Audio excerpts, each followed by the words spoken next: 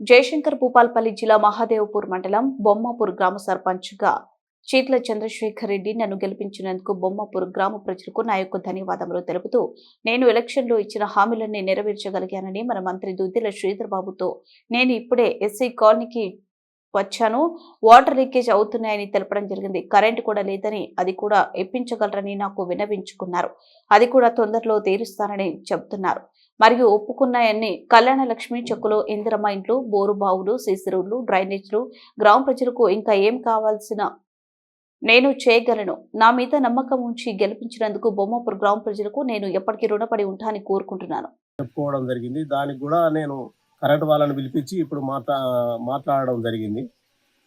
మరియు నేను గెలవడానికి కారణం ఏంటి అంటే, నేను ఏదో సంపాదించుకోవాలన్న దురాశతో నేను మాత్రం రాజకీయాల్లోకి రాలేదు.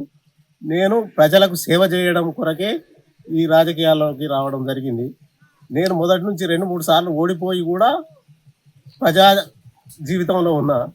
కానీ ఇప్పుడు నన్ను మూడోసారి ప్రజలు ఆశీర్వదించడం జరిగింది.